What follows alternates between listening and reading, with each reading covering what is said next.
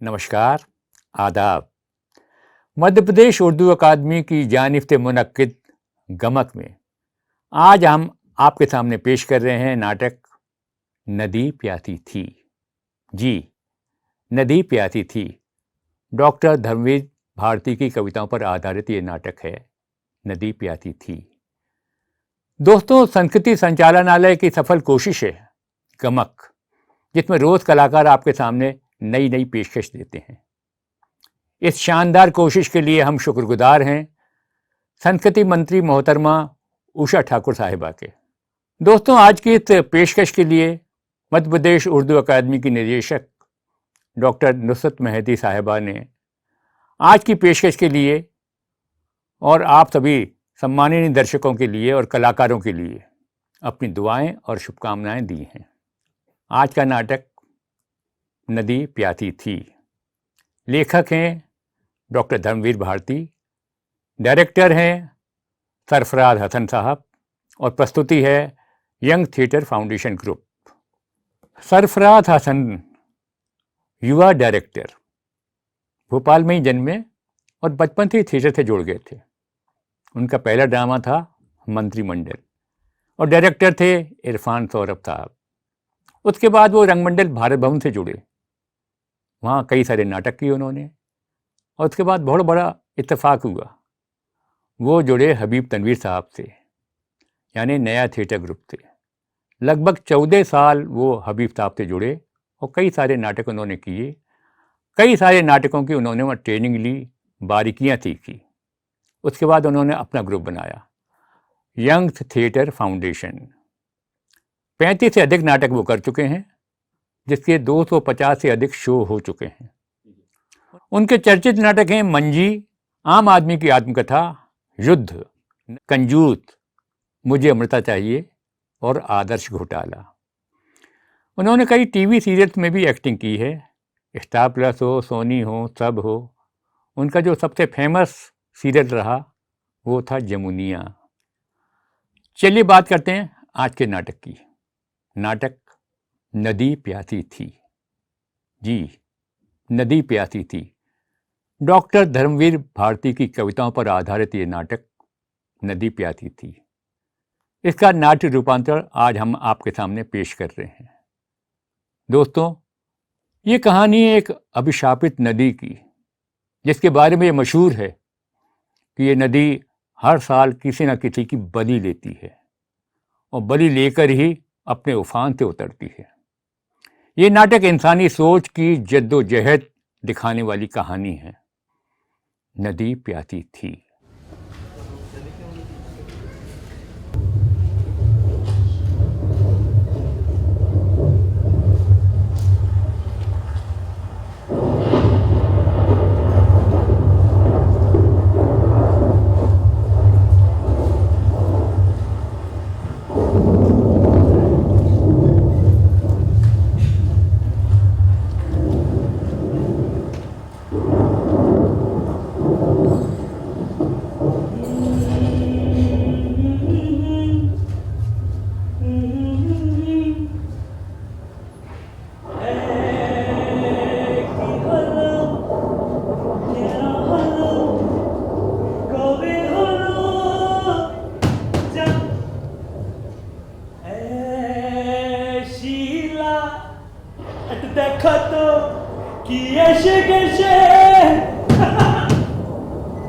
बाबा आता है, तोड़कर अंदर आ जाएगा क्या?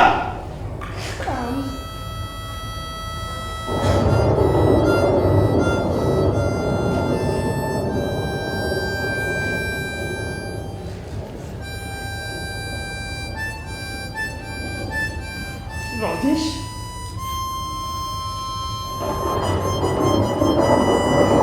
राजेश, चलो चलो आराम कर।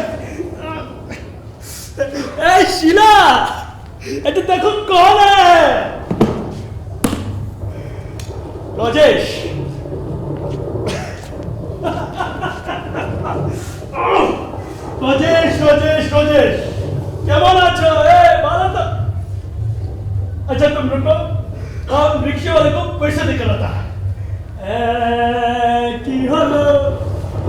কেন হলো কবে হলো জানি না শুরু হলো শেষ হলো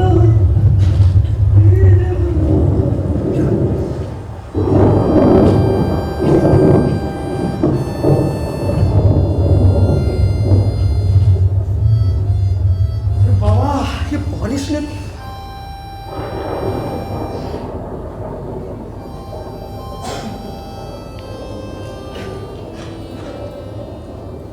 कैसा है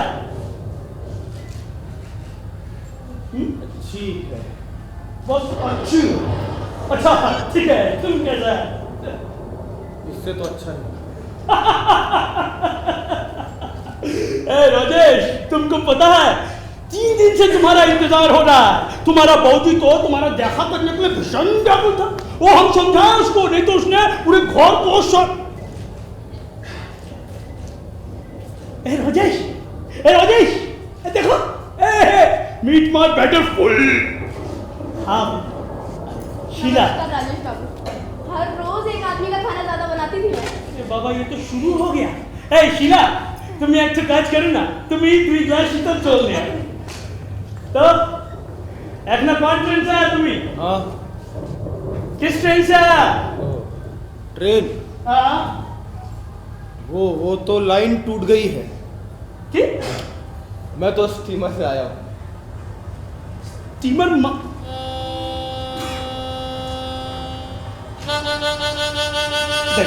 ये बोल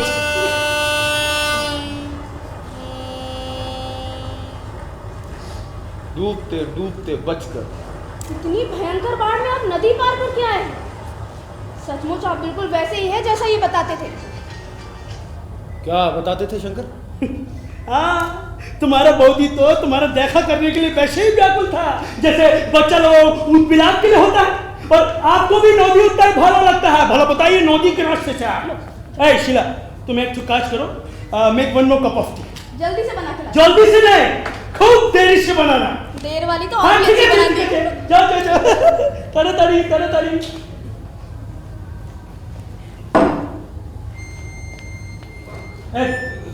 क्या इतनी बार में तुम नदी पार करके आ गया है स्टीमर से क्या होता है करता क्या?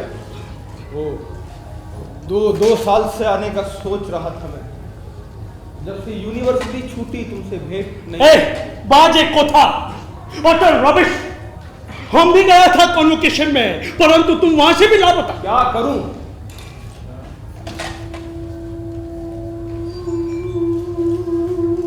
पता नहीं क्या हो गया है मुझे।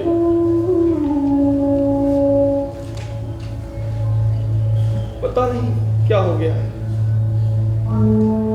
न जाने क्या हो गया है मुझे। ऐसा लगता है जैसे मेरी दुनिया ही बदल गई। और इस समय भी इतना परेशान होकर भागा हूं मैं कि मन पर जैसे हजारों हथौड़े एक साथ चलते हैं। अक्सर तो यहाँ तक सोचा मर जाऊं फुर्सत मिले मगर आपके बिस्तरे पर न इस करवट चैन न उस करवट चैन। तुमको क्या हो गया है? ना ठहाके ना लतीफे जाने कहां का निराशा लिया है तुम। चलो आप बैठकर कथा करते हैं कुछ ना कुछ सॉल्यूशन जरूर निकलेगा। बैठेंगे नहीं तो तुम समझते नहीं शंकर मुझे अक्षर भर भी बैठा नहीं जाता। ऐसा लगता है जैसे नस नस में लाखों तूफान घुट रहे हैं और उनके बाहर आने का कोई रास्ता नहीं। मानव व्यक्तित्व का रेशा रेशा बिखर रहा है। बट वाह क्यों? पता नहीं क्यों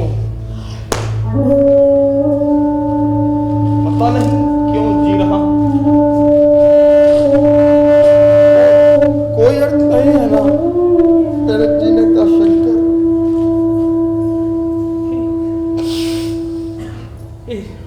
राजेश तुम कैसा बात करता है? तुमको एक सीक्रेट पता है? कॉलेज में ना I used to follow you. I was a big fan.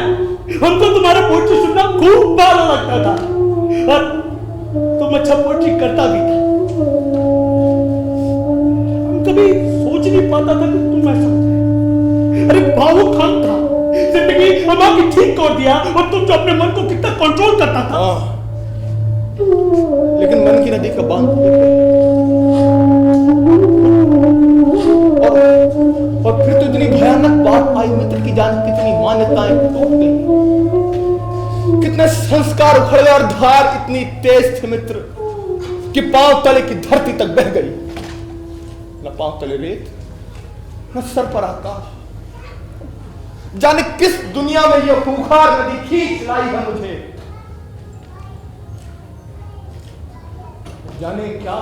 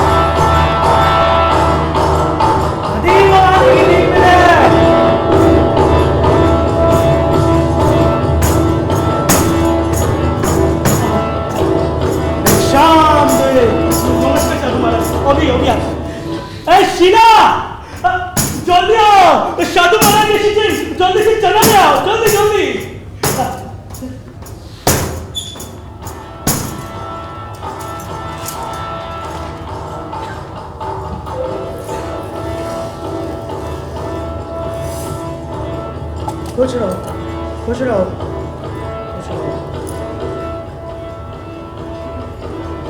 ये क्या है? चना है।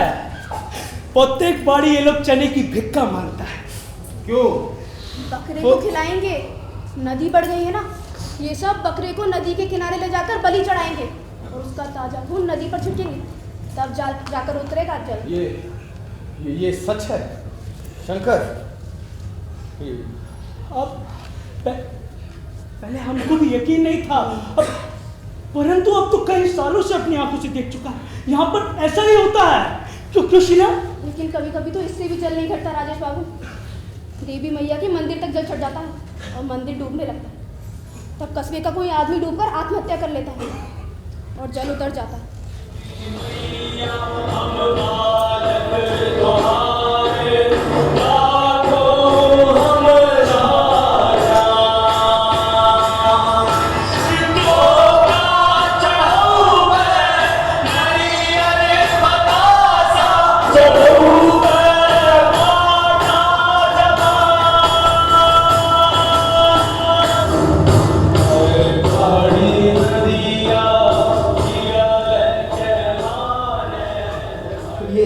ये सच है। और क्या, 3 साल तो एक पागल डूब गया था, हर साल एक औरत ने खुदकुशी कर ली थी, उसकी तो लाश ही लेकर नदी पीछे सिमट गई। क्यों जी? चाय यहीं पर पियेंगे? नहीं, अंदर मेज पर लगाओ, हम लोग आता है। ए राजेश, कभी कभी संगीत ना हवा में बहकर अंदर आ जाता है।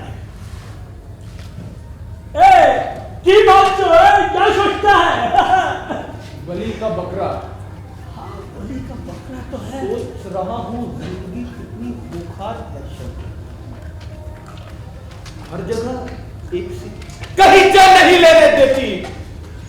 मैं वहां से भागकर यहाँ आया था शंकर कि मुझे कुछ सुकून मिलेगा। ये लोग हैं, बताओ कितनी खुशी के साथ एक मासूम जानवर को ज़िबा करने ले जा रहे हैं। हर जगह यही होता है शंकर। गाते बजाते हुए जिंदगी अपनी शिकार को ले जाती है, उसका खून लहरों पर छिड़कने के लिए। एक शिकार मैं, हाँ एक शिकार मैं। लेकिन मैंने सोचा था शंकर कि मैं कभी मरूंगा नहीं, यहाँ आकर मन को ताजा करूंगा। लेकिन नहीं, जिंदगी का शिकंजा तो हर जगह खून का प्यासा है शंकर। देखो शंकर, जिंदगी बार बार बुलाती है। यही खूनी पुकार मेरा यहाँ भी पीछा नहीं छोड़े।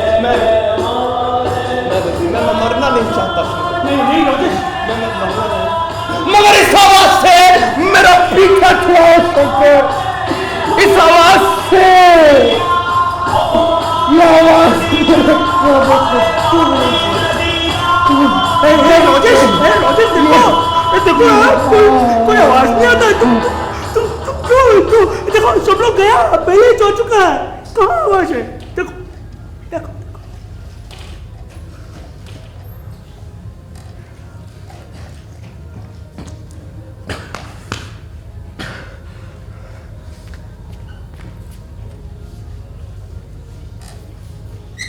तुम बताएगा तुमको हुआ क्या?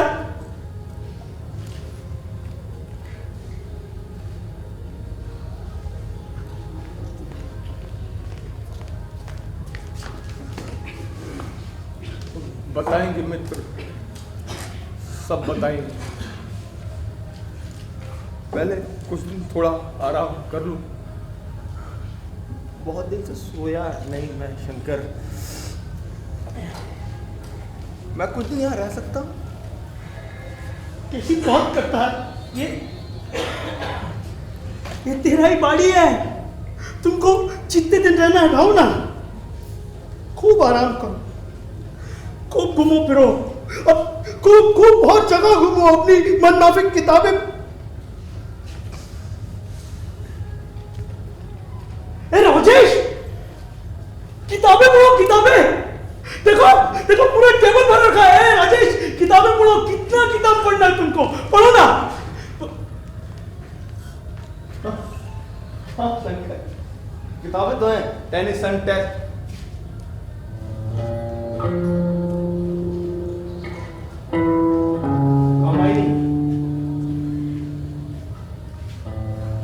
टेलकम पाउडर के साथ।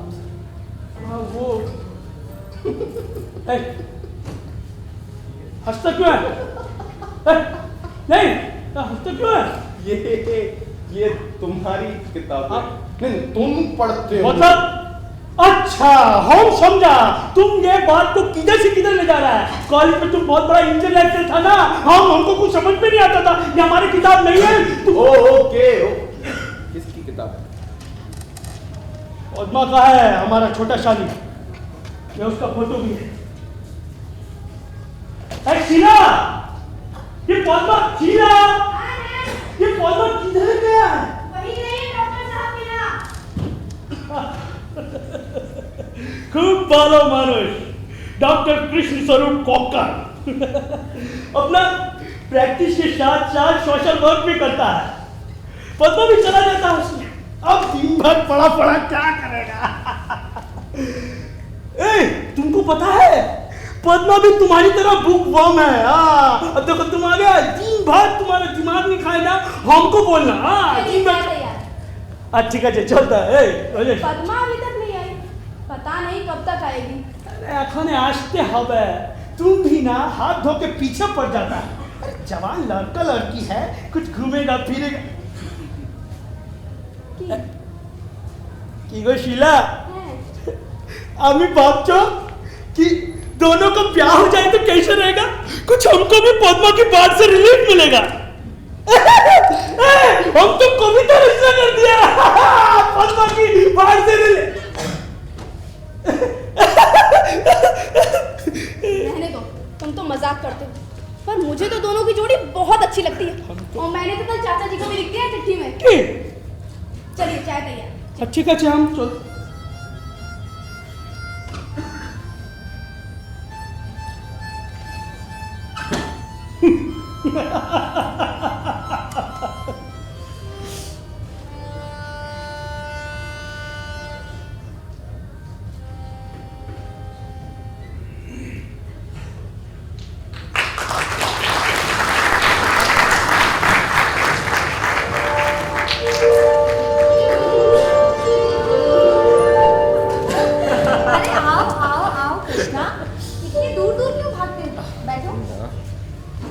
आज दीदी और जीजा जी स्टेशन गए अपने एक दोस्त को रिसीव करने के लिए।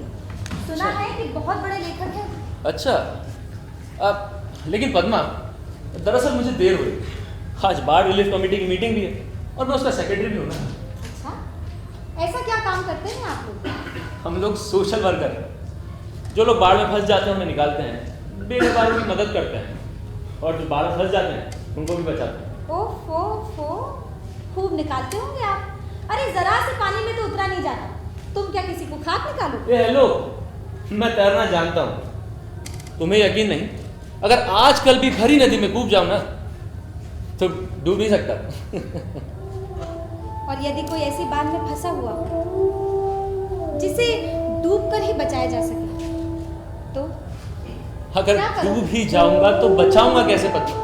तुम भी ना बच्चों जैसी बातें करती हो। यही बात तो आप नहीं समझते डॉक्टर बाबू, कि बिना डूबे आप किसी को बचा ही नहीं सकते। किसे? किसी को भी, मसलन मुझे। पद्मा, तुमने इतनी बातें करना कहाँ से सीखा? तुम एक काम करो, मुझे लिटरेचर पढ़ा तो कम से कम तुम्हारे जैसे बात तो कर सको। कितनी कुशल हो तुम बात करने।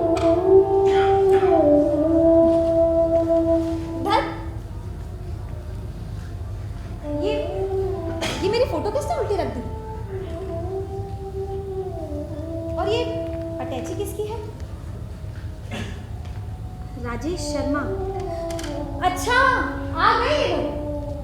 शंकर भैया आ गए? हाँ। मैं उनसे चंदा ले लेता हूँ और निकलता हूँ फिर। अरे देखो भाई, अरे रुको, बैठो। हमारे पास तो एक मिनट भी बैठे भारी लगता है। हमसे चंदा नहीं मांगा तुमने? इधर तुमसे तुम्हें मदद मांगूंगा, चंदा नहीं। मेरे साथ चलो तुम, देखो ना तमाम औरतें बेघरबार मदद के लिए पड़ी। अरे ना बाबा,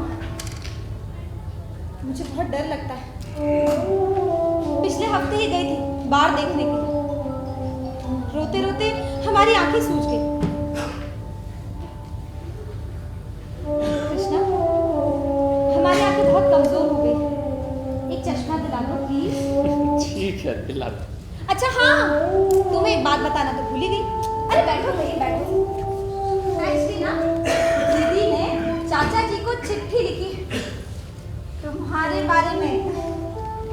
और तो सब ठीक है, लेकिन हम लोग सारस्वत हैं और तुम लोग कक्कड़। अच्छा जी, तो अब सारस्वत और कक्कड़ हम लोग कितने सुखी होंगे ना पद्मा। अब ये ठीक है कि मैं तुम्हारी तरह भावुक नहीं, इंटेलेक्चुअल नहीं, लेकिन पद्मा हम दोनों एक दूसरे की कमी पूरी करें। हाँ कृष्णा, मैं कविताओं में डूबी रहती हूँ, रस छंद अलंकारों में खोई रहती हूँ, लेकिन इन कवियों और लेखकों से मुझे बहुत डर लगता है। 1/3 तो इनमें भी भिखारी होते हैं, 1/3 पागल और 1/3 सखी संप्रदाय के।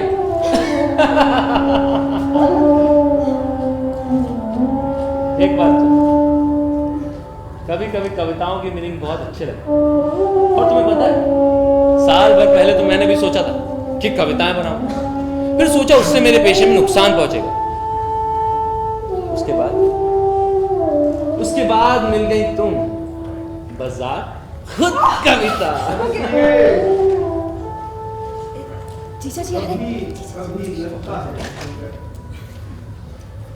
कि आदमी को पत्थर होना चाहिए, औलाद की राक्षसी मशीन होना चाहिए, जब अपने बाप पुत्रों ने सभी को कुचल दिया, उसके बिना आदमी जिंदा नहीं रहता।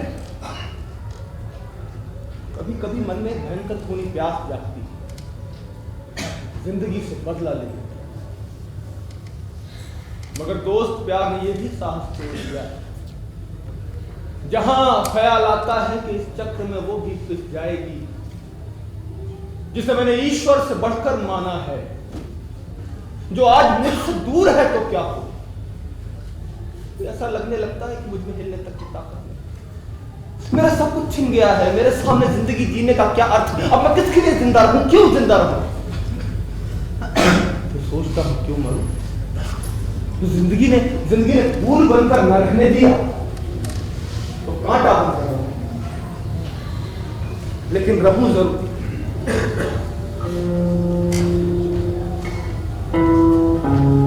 पद्मा, हाँ चलो तुम्हारा चलो तुम्हारा परिचय करा दे। इन्हीं राजेश। अरे ऐसा क्या देखता है, तुम लोग इनके बारे में सुन चुका है। इन्हीं पद्मा, हमारा छोटा शाली बुक डॉक्टर साहब ऐसा ना, इन्हीं डॉक्टर कृष्ण स्वरूप फक्कर। जीजू कक्कड़।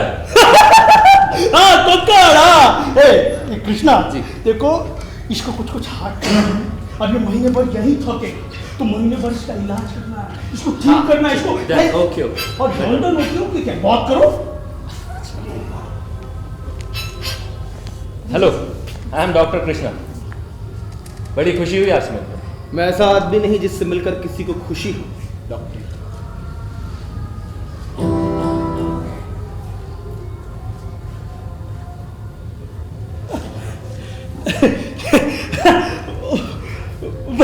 वो व्यापार की दृष्टि से बोलता है, उसको एक मरीज मिला ना, इस वजह से बोलता है। अभी अच्छा, नमस्ते। कृष्णा है। अभी तुमसे कुछ वसूलने आया हूं। एक अभी घबराए क्यों जाते हो डॉक्टर साहब, हमने नुस्खा लिख दिया है, तैयार हो जाए। शर्मा गया। भाभी वो सब छोड़ो, कहा और ये लिखो। क्या लिखो, कुछ हमको पता चलेगा। भैया वही बाढ़ रिलीफ कमेटी का चंदा। हाँ तो उससे मांगो। राजेश जी, राजेश जी कुछ आप भी सहयोग दीजिए चंदे में।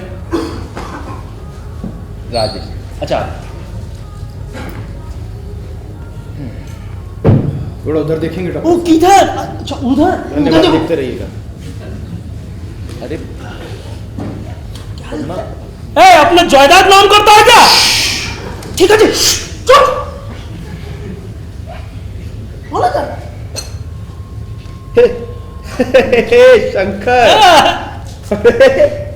देखो मैंने क्या लिख दिया। शक्ल लिख दिया तुमने? डॉक्टर साहब पढ़ेंगे थोड़ा। Read it loudly. Yes loudly पढ़ी। जब आदमी के सामने जिंदगी की दिशाएं धुंधली पड़ जाए,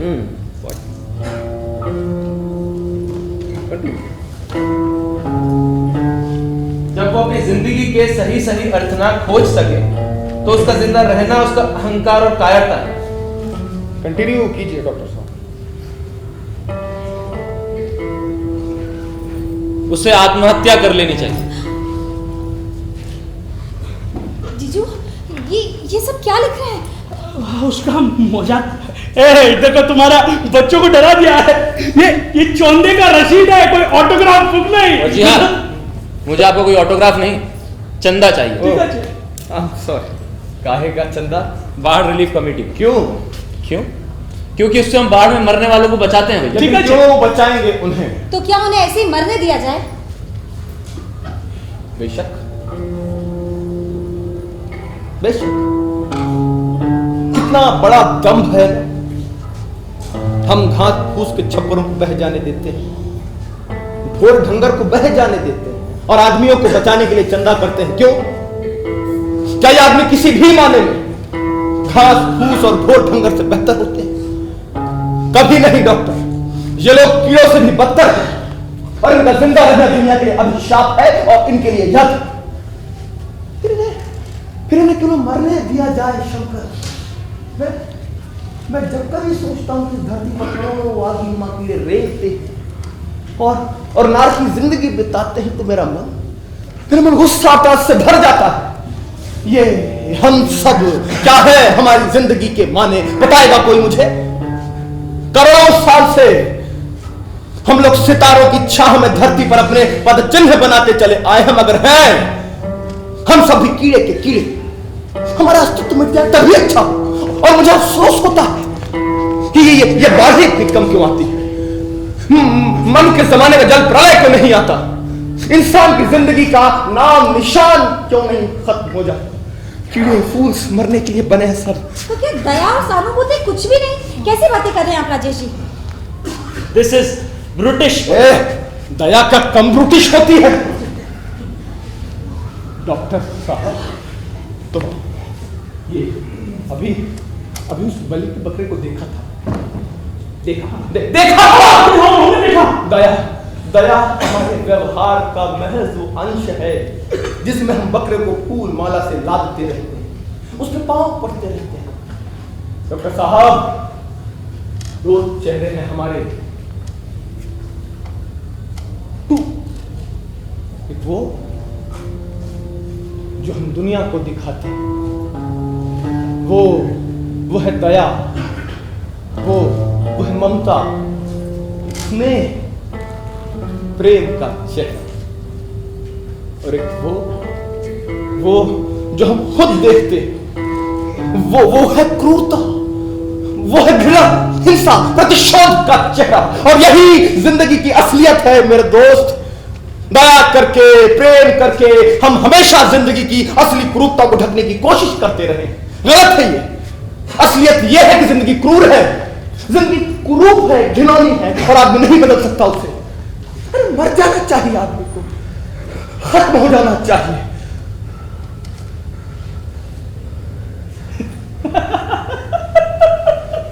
चंदे के लिए इतना नौटंकी करता है। ए राजेश, ये बड़ा कदम बोलो ना, कुछ समझ में नहीं आता है। एक काम करता है, तुम्हारे नाम का डोनेशन हम दे देता है। चंदा डोनेशन? हाँ, चंदा दे देता है। चंदा, वो वही लाइनें मेरा चंदा है।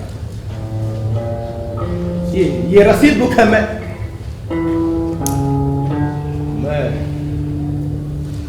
ये आग की लपटों पर लिख सकता हूं,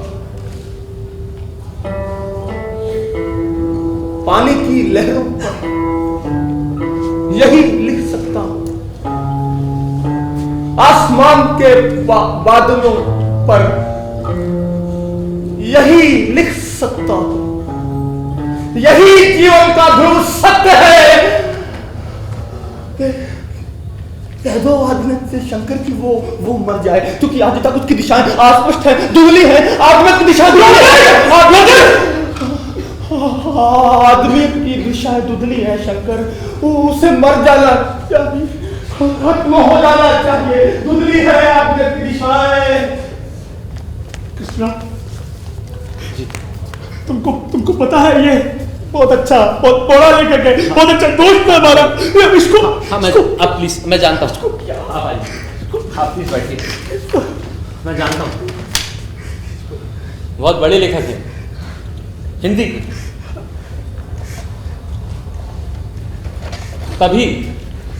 तभी ये न्यूरोटिक है भैया।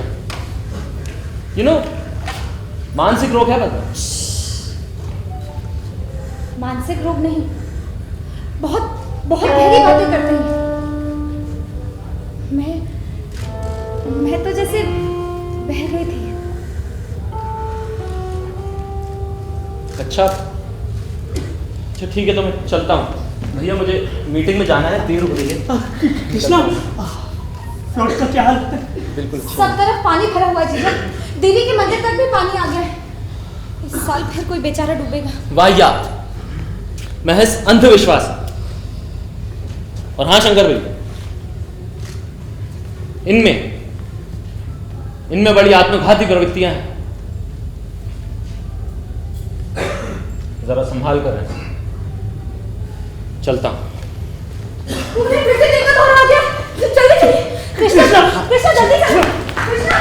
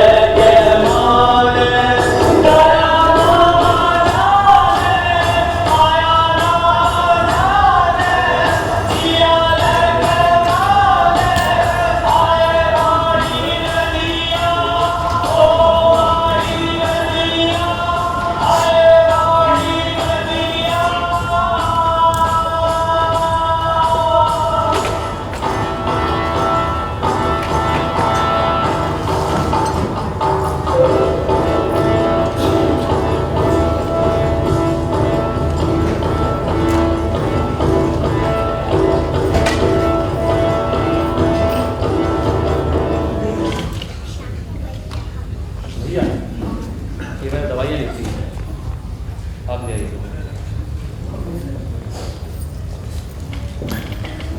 कैसे राइटिंग में लिखा है तुमने?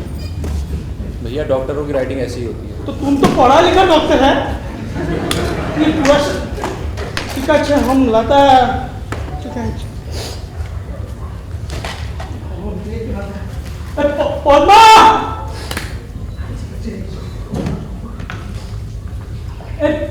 शीला, पद्मा किधर है ये?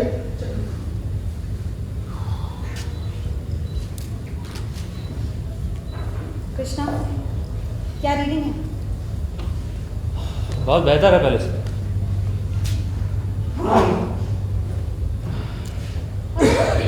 वो राजेश जी के लिए है, मैं तुम्हारे लिए दूसरा बना देती हूँ।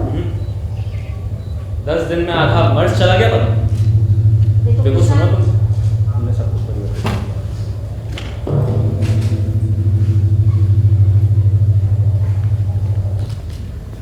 शीला, अच्छा पद्मा, जीजू, ये कहते हैं कि 10 दिन में आधा मर्ज चला गया है। तो इसका श्रेय तो तेरी सिर पर जाना चाहिए। सही कहा भैया आपने, पद्मा के सिर जाना चाहिए। ठीक है, हम नहीं समझता था कि वो इतनी सेवा कर सकता है। बस अब ज्यादा तारीफ ना करो, कहीं नजर लग गई तो? इसकी नजर लगेगा। पागल जैसा बहुत नजर लग गया। अच्छा कृष्णा, तुमने कुछ एनालाइज किया?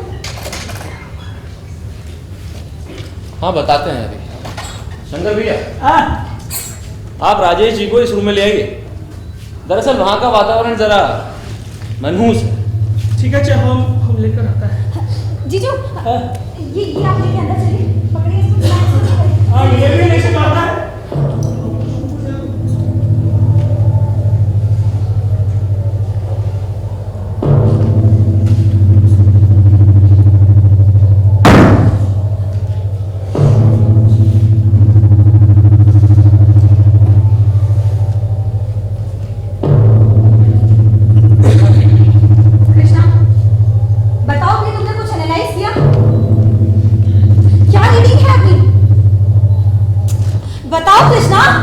डॉक्टर से ज्यादा तो शायद तुम मरीज के बारे में जानने के लिए आतुर हो पद्मा। इन 10 दिनों में सब कुछ कितना बदल गया है। कृष्णा, बोली ना बोला कर। मुझे नहीं पता था कि तुम्हारा मन इतना छोटा होगा। अच्छा, और तुम्हारा मन इतना स्थिर होगा ये मैं नहीं जानता था पद्मा। इन 10 दिनों में जैसे मेरी दुनिया बदल गई है पद्मा। मेरा सब कुछ खो गया है, सब कुछ। और अब तुम्हें मुझ में कोई दिलचस्पी नहीं, क्योंकि वो न्यूरोटिक आदमी था कि तुम्हारे लिए सब कुछ हो गया है। कृष्णा, बस, मैं इस तरह की बातें सुनने की आदी नहीं। देखो, जो कुछ भी हो, मैं उनकी श्रद्धा करती हूँ, ममता करती हूँ, उनसे प्रेम। हाँ, दोबारा कहो। प्रेम करती हूँ। प्रेम करती। आखिर हो ना औरत, बदलते देर नहीं लगती। आखिर हो ना तो पुरुष, अधिकार की प्यास जाएगी थोड़ी। अरे ब्याह हो गया होता ना तो ना जाने क्या करते।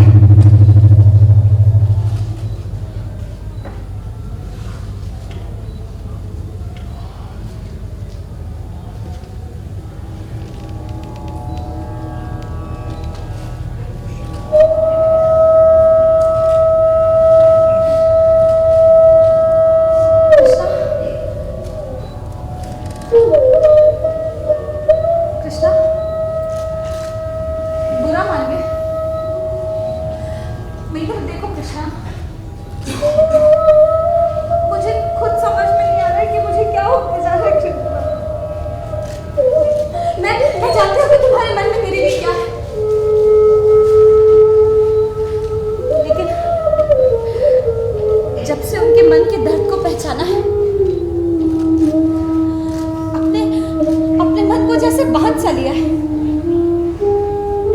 ऐसा लगता है उनके दर्द का एक एक जर्रा मेरे सारे व्यक्तित्व, मेरे सारे प्रेम से बड़ा है। कृष्णा, मेरा प्रेम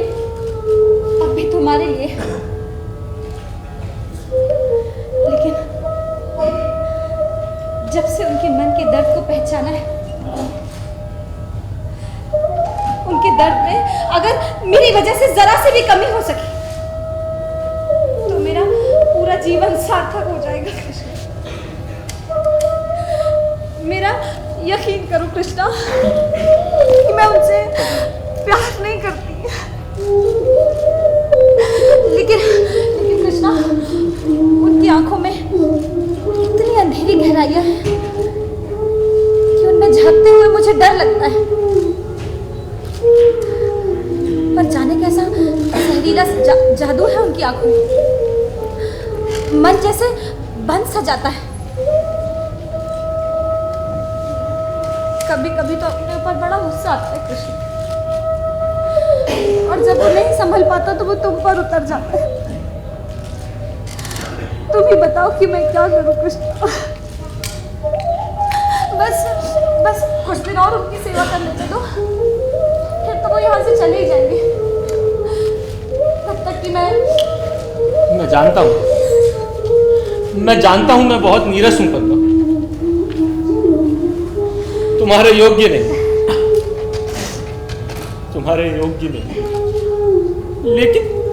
लेकिन मैं क्या करूं पद्मा, क्या करूं? अगर मेरी जिंदगी में कोई है जिसकी वजह से मैंने कुछ ऊंचाई पाई है तो वो सिर्फ तुम हो पद्मा, सिर्फ तुम।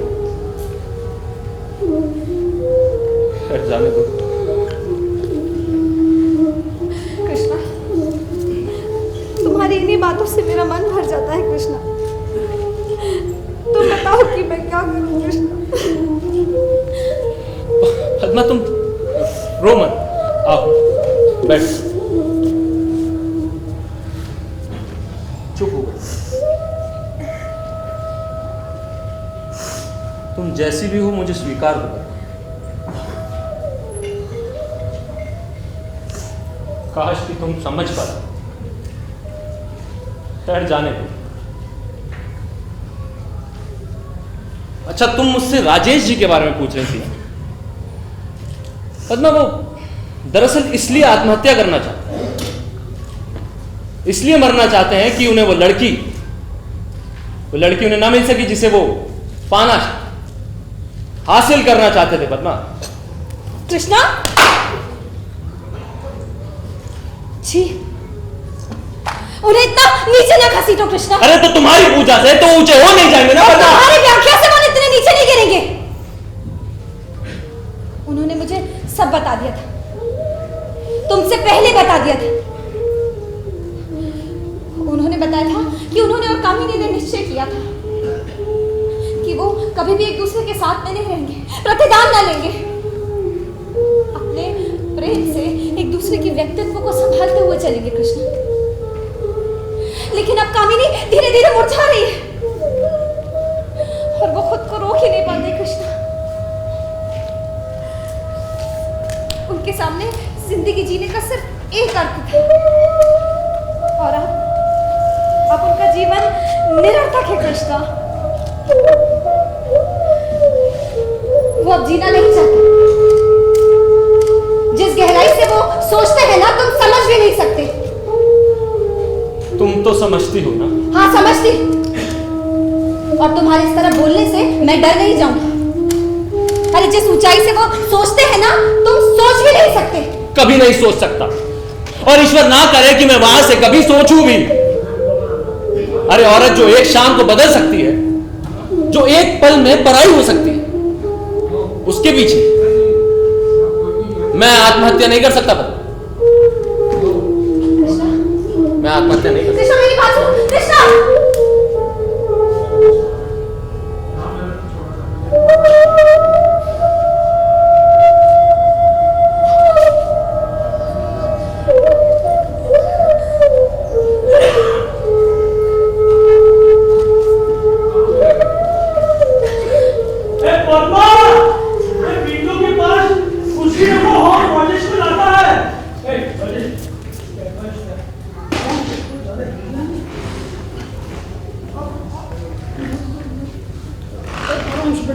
ठीक हूँ मैं। हाँ हमको पता है तुम कितना ठीक है, बाबा जैसा हो गया है, दाढ़ी बढ़ा लिया। हम कह रहे ए शीला, जल्दी से शीशी लेके जाओ, हम डिस्पेंसरी होकर आता है। ए पद्मा, हम डिस्पेंसरी। पद्मा, तुम्हारा चौक लाल क्यों है?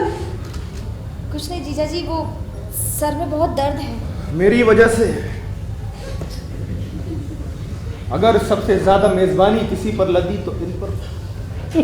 मुर्दे को लोग मरने भी तो नहीं देते। मरे आपके दुश्मन।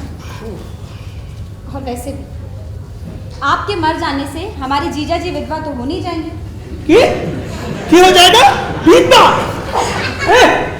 इसके मरने से हम विधवा कैसे हो जाएगा? देखो ये बदतमीज बोलता है कि उसके मरने से हम विधवा हो जाएगा। कैसे? जीजा से बता। जल्दी जा। अरे लेकिन विधवा कैसे होगा? जाओ जल्दी लेकर। चाहता है। क्या हाल बना रखा है पद्मा? चलो बैठो, चलो बैठो।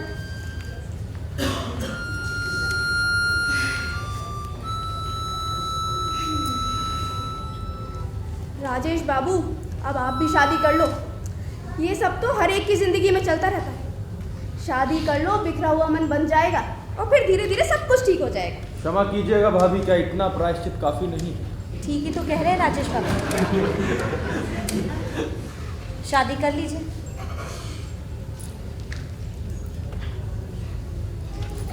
शादी कर लीजिए। मुझे डर लगता है शादी। वैसे बुरा ना मानना, मैंने एक किस्सा सुना था कि अफ्रीका में एक नरभक्षी पेड़ होता है, जहां कोई उसके समीप गया कि उसके पत्ते उसे झुककर लपेट लेते और फिर उसके बाद वो अपने जहरीले रेशमी कांटों से बूंद बूंद खून चूस कर हड्डियां फेंक देते। औरत भी बिल्कुल ऐसी ही है।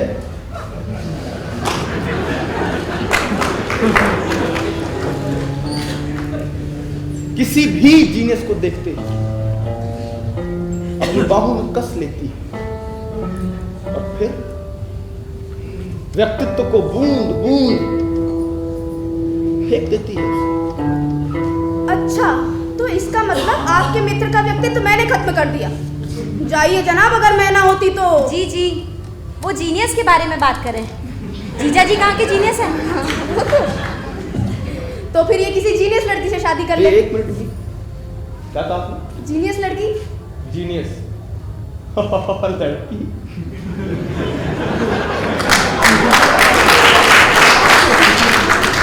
सर्वथांतर विरोध है ये। औरत जीनियस नहीं हो सकती। उसके लिए जिंदगी का बाह्य सबसे प्रमुख होता है, बाहरी रूप। वो कामिनी के ही बारे में मैंने आप सबको बताया था। बाह्य परिस्थितियां उसके अंदर के सौंदर्य को नष्ट कर रही हैं और वो चुपचाप है। अरे ये कोई प्रतिभा है बताइए?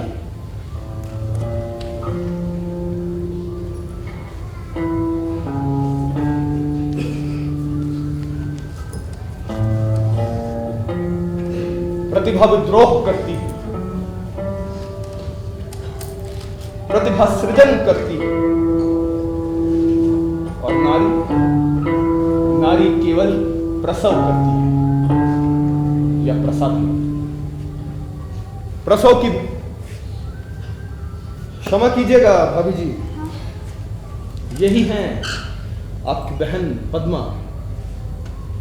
इनकी रेस पर कामायनी रखी है, मगर कामायनी के ऊपर क्या है? पाउडर का डिब्बा। वो मैं अभी दाल चढ़ा कर आई। हाँ,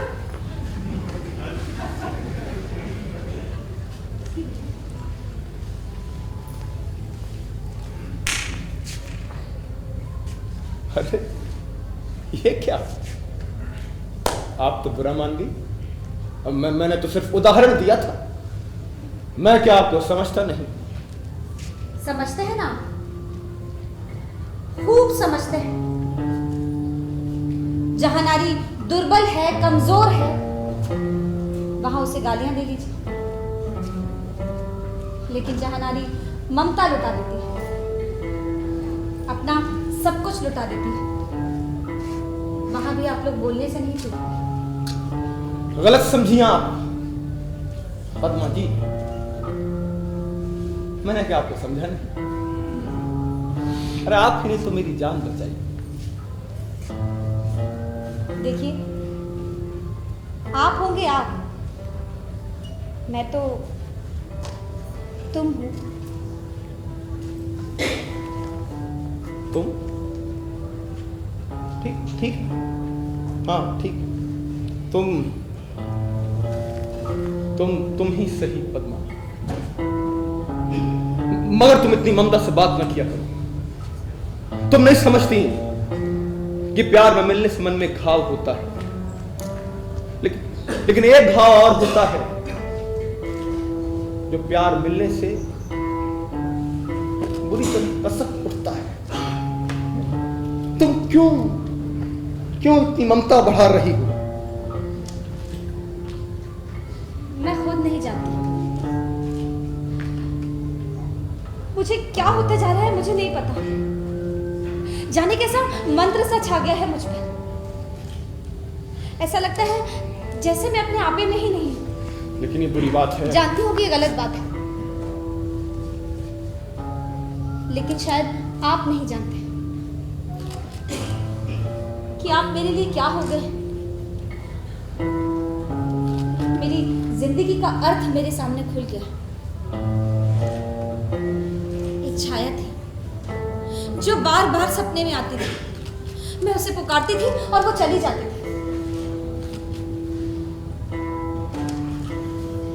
आपको पाकर मैं उस छाया को पा गई। पद्मा, क्या आप कह रही हो? कह लेने दीजिए, फिर कभी ना कहूंगी, लेकिन जो कुछ भी कह रही हूँ वो अक्षर अक्षर सही है। मैं आज तक कविताएं गाती थी, लेकिन आपको पाकर उन कविताओं की आत्मा को पा गई। आप खुद नहीं जानते कि आपने आते से ही क्या किया था। आपने मेरे चित्र को उलट दिया था, मेरे व्यक्तित्व को उलट दिया था। बताइए क्यों किया था आपने ऐसा? क्यों अंधेरी गहराइयों में ले जाकर मुझे छोड़ दिया था, जहां आपके अलावा और कोई भी नहीं। लेकिन पद्मा, डॉक्टर, मैं खुद नहीं जानती कि मैं उनको क्या करूं। ऐसा लगता है जैसे वो मेरी प्यार की पगडंडी थी, जिसे मैं पीछे छोड़ आई। और आप वो मंजिल है जिसे मैं पाना चाहती थी।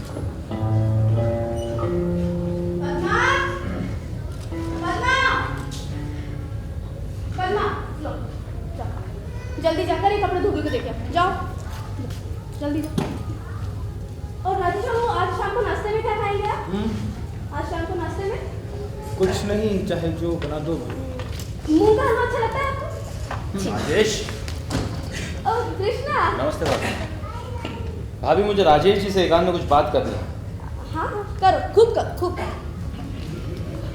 क्या है डॉक्टर, कहिए।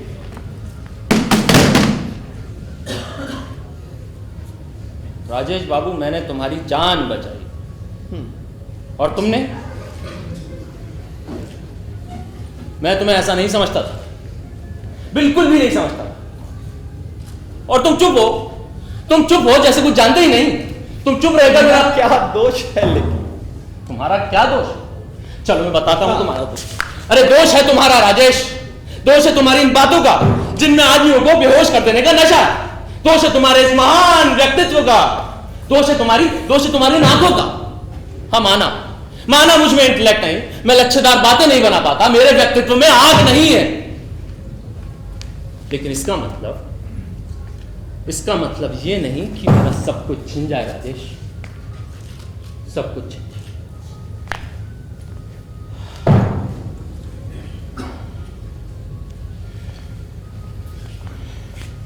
राजेश, तुमने ही हमारी जिंदगी में कांटे बोए हैं।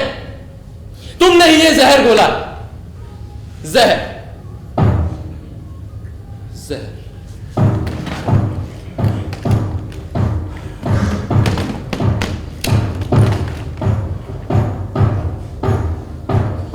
जहर जानते हो? ये देखते हो? दवा में इसकी सिर्फ एक बूंद तुम्हें खत्म कर देने के लिए काफी है। हाँ? लेकिन मैं नष्ट होना नहीं जानता। मैं कायर नहीं हूं तुम्हारी तरह। कायर।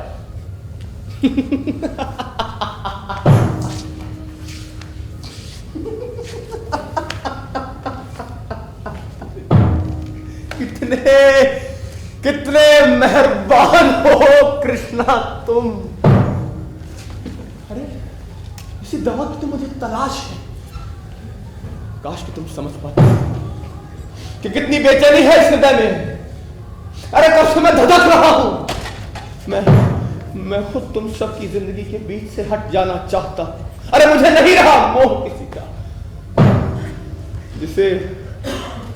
जिसे प्राणों से बढ़कर प्यार किया, अपने प्राणों से बढ़, जब उसी ने लागू मुझे मुक्ति दो कृष्णा, मुझे मुक्ति दो कृष्णा। नहीं नहीं राजेश, राजेश, राजेश, राजेश छोड़ो मुझे। देखो कृष्णा, ये मैं क्या कर रहा हूँ? देखो मुझे, मैं तुम्हें ये शीशी नहीं दे सकता। दे दो। नहीं राजेश, मैं तुम्हें ये शीशी नहीं दे सकता। राजेश मेरे पास में आओ। राजेश, राजेश, कृष्णा।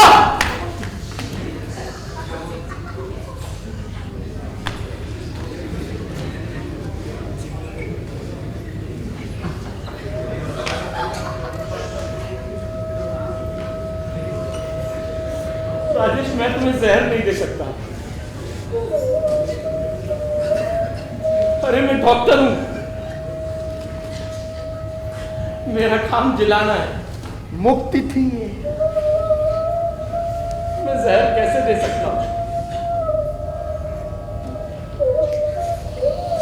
मैं डॉक्टर हूं,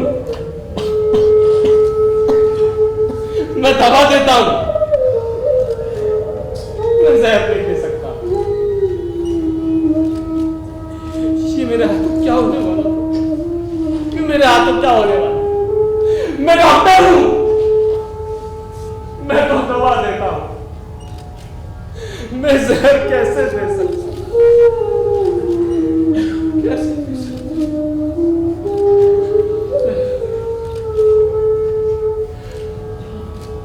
हूं? मैं डॉक्टर, तुम्हारा डॉक्टर कृष्ण, तुम्हारा डॉक्टर कृष्ण। काश कि तुम समझ पाती कि मैं जीनियस नहीं, जीनियस नहीं, मैं तुमसे बहुत प्यार करता हूं।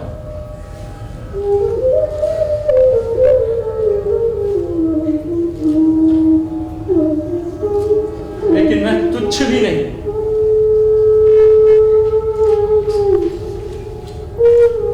कोई भी तो मुझे नहीं समझता।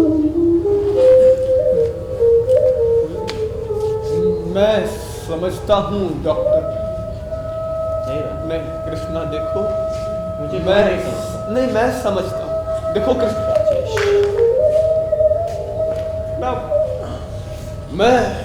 मैं ही समझता हूँ। मुझे कोई नहीं समझता। कृष्णा, कोई नहीं समझता।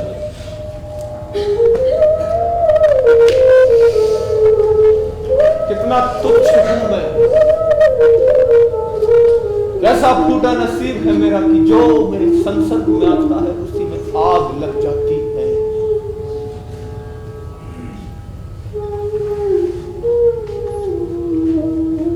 जिंदगी का कुछ अर्थ नहीं रहा मेरे सामने। एक प्रेतात्मा की तरह जिस भी वातावरण में रहता हूं वही अभिशप्त हो जाता है। मौत, हाँ मौत। मौत में इतनी तकलीफ तो नहीं होगी, इतनी उलझन तो नहीं होगी। अरे जिंदगी तो मुझे नीच साबित करने पर तुली है। अब मैं जा रहा हूं, मुझे कोई नहीं रोक सकता। ये दुनिया मेरे लिए बहुत छोटी है और ये जिंदगी बहुत सकरी। जाना होगा मुझे।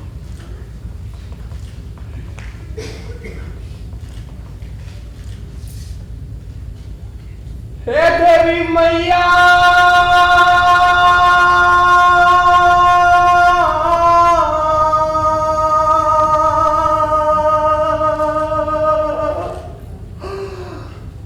बालक तोहार हम राखम हम राधा तो का चढ़ऊ बैठ नरियर बतासा चढ़ऊ बैपा जवा चढ़ऊ बैपाठा जवा हाय बाढ़ी नदिया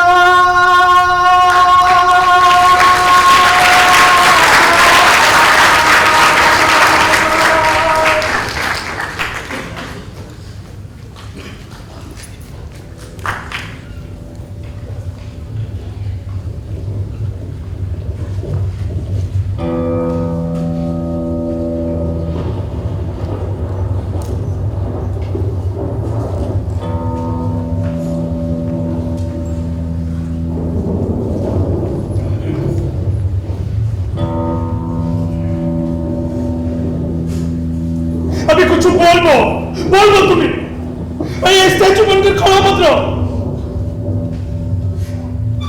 जब तुम्हारा गलती, हमने तुमको 1000 टाइम्स कहा था कि चाहे आसमान फट पड़े राजेश को अकेला मत छोड़ना, पर तुम्हारी बात सुनता।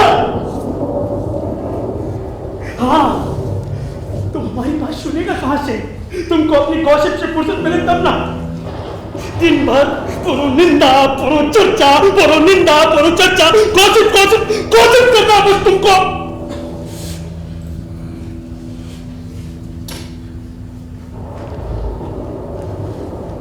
तुमको क्या लगता है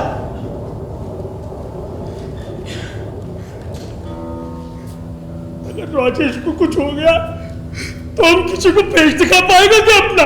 जीजा जी, कुछ पता चला? कुछ नहीं। पुलिस स्टेशन में जांच किया, जाल छुड़वाया, मल्लाहों से बोला, स्टेशन पर जांच किया, मुझे कुछ पता ही नहीं चलता। मैं तो काट कर जल्दी अंदर शिफ्ट करूंगा। जब तक ढूंढेगा नहीं तब तक वापस नहीं आएगा। हाँ ठीक है, हम चलता है, उसको लेकर ही आएगा वापस। कुछ खा तो लो, कल से एक बूंद पानी तक मुंह में नहीं डाला। खाओ तुम, আমি তো বেশ খাবো। जीजी,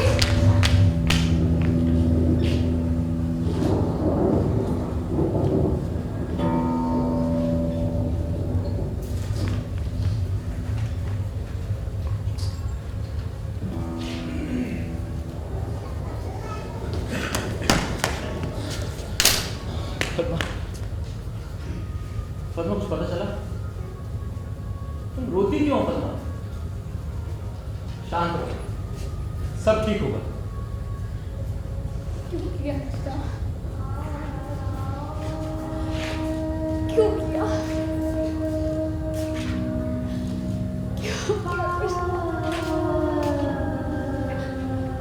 अरे तुम इतने पासे निकलोगे, मैंने नहीं सोचा था। क्यों किया कृष्णा?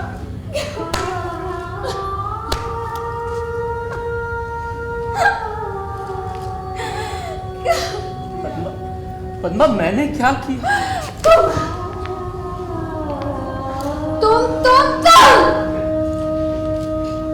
ये देखो,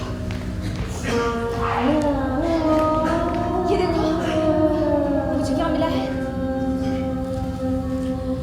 तुम्हारे दवा खाने की है ना ये शीशी? हाँ। तुम आए थे उस वक्त। मैं ये अभी दीदी को दे सकती हूँ, अभी पुलिस में बता सकती हूँ। नहीं पद्मा, तुमने मार डाला कृष्णा? तुम हत्यारे हो, तुमने मार डाला, तुमने मार डाला। अरे मैं शादी नहीं करती, पर तुमसे इतना भी बर्दाश्त नहीं हुआ कृष्णा। पद्मा मेरी बात तो सुनो। फिर किस कलेजे से दी होगी उनको ये शीशी? हत्या?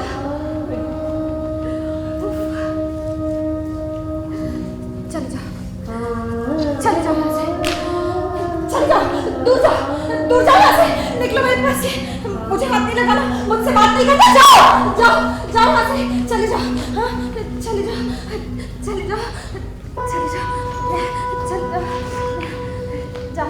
चले जाओ, आई तो नहीं आना। पद्मा सुनो।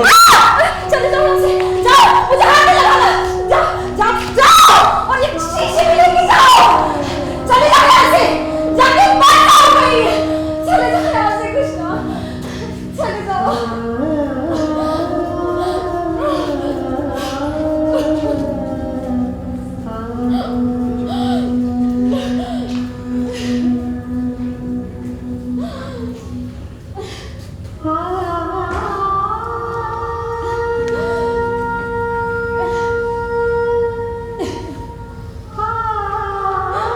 मुझे कोई नहीं समझता, मुझे कोई नहीं समझता।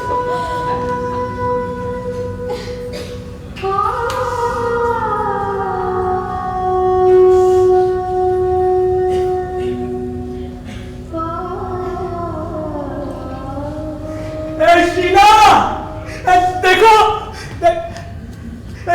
अंदर ले।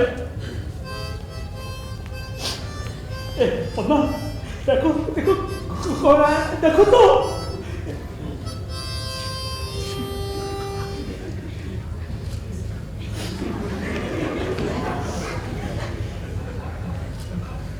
सुनो बात। वाह राजेश बाबू, आपने तो परेशान कर डाला। अगर आज आप ना आते तो आपके भैया तो मुझे तलाक ही दे देते। अरे इसी उम्मीद से तो लौट रहा था कि शायद तलाक दे दिया।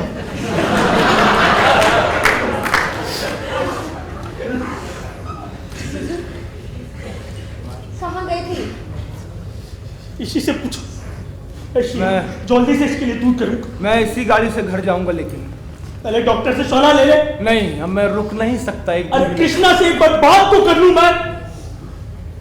हाँ पद्मा, जल्दी से इसका टैक्सी जमा और उसमें याद से कुछ रुपए रख देना। अब भी आता है। कहाँ चले गए थे आप? आपको जरा भी ख्याल नहीं आया ना किसी का? गए कहाँ थे आप? अजब सी बात है पद्मा, विश्वास करोगी? मैं गया था देवी के मंदिर डूबने के लिए। क्या? दीदी के मंदिर?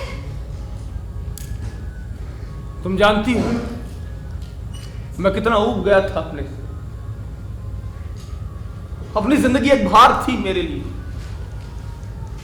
और धीरे धीरे वो सभी के लिए भार बन गई।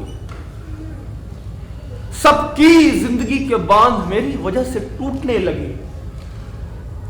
मैं कितना आत्मदंशन बर्दाश्त करता, इसलिए मैंने निश्चित कर लिया कि अब मेरी मौत ही हर उलझन का इलाज है।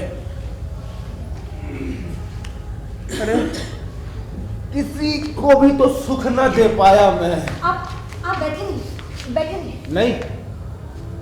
अब मैं ठीक हूं, एकदम ठीक। हाँ, तुम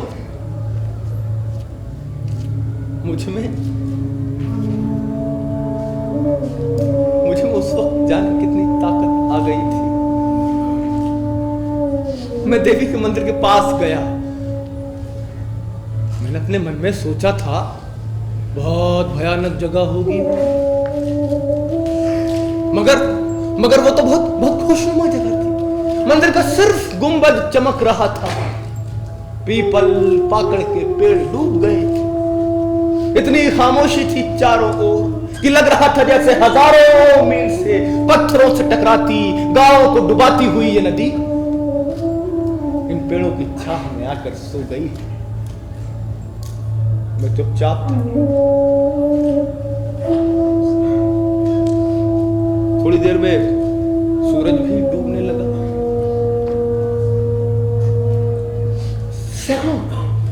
सैकड़ों सिंदूरी बादल पानी में उतर आए और फूल की तरह धीरे धीरे बहने लगे। मैं चुपचाप था। पता नहीं किसने मेरे कदमों की ताकत छीन ली। धीरे धीरे मेरी आंखों से आंसू बहने लगे। मुझे लगा मैं क्यों मरना चाहता हूं। जिंदगी तो इतनी शांत है, इतनी सुंदर है। मुझे जिंदगी का नया पहलू मिला उस दिन।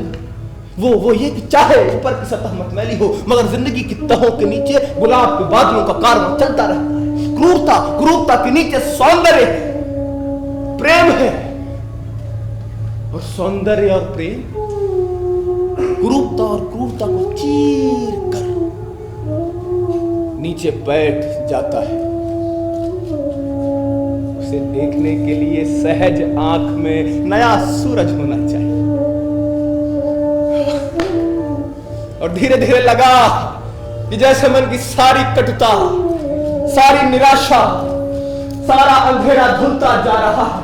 लगा कि जब तक जिंदगी में एक कण सौंदर्य है तब तक मरना पाप है। पागलों की तरह उन्हीं तैरते हुए बादलों के साथ मैं चल पड़ा। अंधेरा हो गया तो मैं वहीं बैठ गया।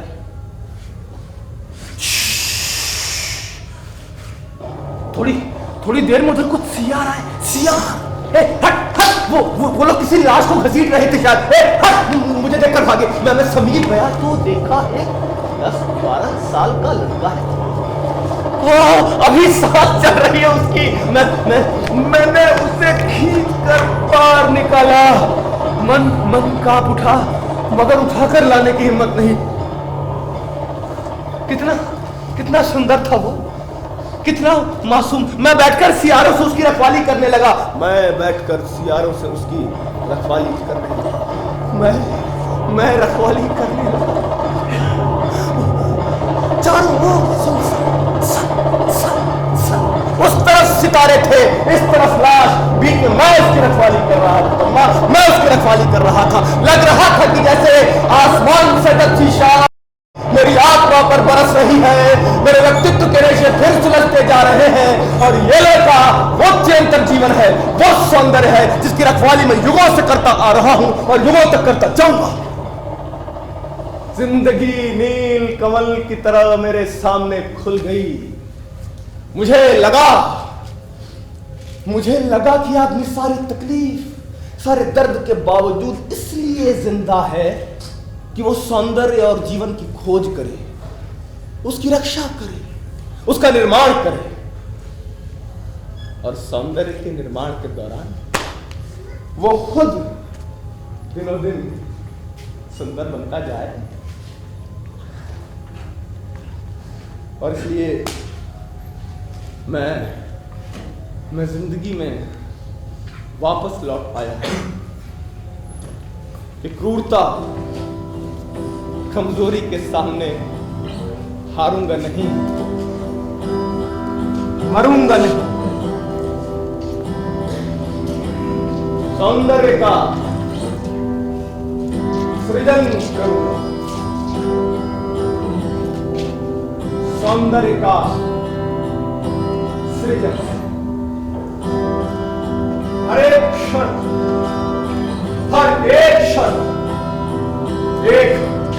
एक नव निर्मित करूंगा।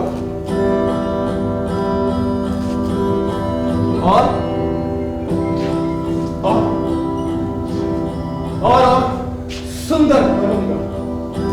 बहुत सुंदर, बहुत सुंदर। जिंदगी बहुत प्यारी है, बहुत अच्छी है, और आदमी को बहुत काम करना है अभी। तो फिर उस लड़के का क्या हुआ? उसे रिलीफ की नाव ले गई और मुझे शंकर भैया ने खोज लिया। तो अब आप जाना क्यों चाहते हैं? मैं जा रहा हूं इसलिए क्योंकि मेरी जगह वहीं है जहां कुरूपता और क्रूरता है, जहां मेरे सपने टूटे हैं, क्योंकि वहीं मुझे लड़ना है, वहीं प्यार बिखेरना है। मैंने जीवन का सत्य पाया है पद्मा, और उसे लेकर कामिनी के पास जाऊंगा, फिर सारी दुनिया के पास, और अगर नहीं मिलता ना कोई, एकदम अकेले चलूंगा, लेकिन हारूंगा नहीं। देखो ये मोह गलत है पद्मा। देखो, मुझे जाना है नहीं, मैं तो जाऊंगा, पर तुम तो मेरी बात समझो। हर चीज का सौंदर्य पहचान, उससे प्यार है। मेरी बात मानो। मैंने आज तक कोई बात टाली है आपकी? देखो पद्मा, कृष्णा को तुम्हारी जरूरत है। मैंने भी आज यही सीखा, और तुम्हें भी यही कहूं कि दूसरों की जरूरत के लिए जिंदा रहो, अपने लिए। अरे तुमने उससे प्यार किया है, और मुझसे तो तुम केवल मुग्ध रही हो, एक बौद्धिक सम्मोहन मानो। ऐसा नहीं करते पति, उससे समझौता कर लो। उसके पास भाषा नहीं है, भाषा नहीं है उसके पास, मगर हृदय बहुत बड़ा है, बहुत सुंदर, बहुत सुकुमार। उससे समझौता कर लेना, और फिर अपने ब्याह में बुलाओगी हम।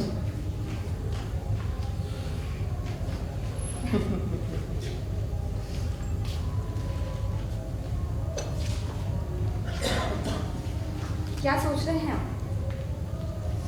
आपने जैसा कहा बिल्कुल वैसा ही होगा। सच, कृष्णा के साथ बहुत दुर्व्यवहार किया है मैंने, लेकिन मैं उसे मना लूँ। बहुत प्यार करता है मुझे, मना लूँगी। अभी जैसे ही आएगा ना वापस, एक बार बोलूँगी सॉरी, तुरंत मान जाएगा। मना लूँगी। पद्मा, क्या अंदर से एक गिलास चोट लिया? कृष्णा आया जीजू? हाँ, क्या हुआ शंकर? पूछा कृष्णा से। देखो आज मैं जाऊंगा जरूर शंकर, मेरा मन नाच रहा है। शंकर पूछा कृष्णा से।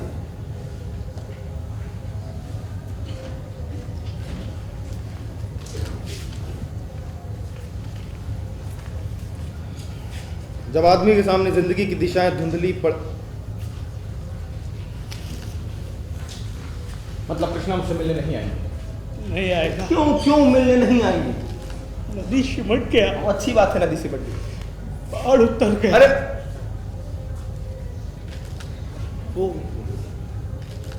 वो तो उसने नदी में छलांग लगाकर आत्महत्या कर लिया। जिंदगी नील कमल की तरह मेरे सामने खुल गई। मुझे लगा कि आज और ठोकर के बावजूद इसलिए जिंदा है कि वो सौंदर्य उसकी रक्षा करे, उसका निर्माण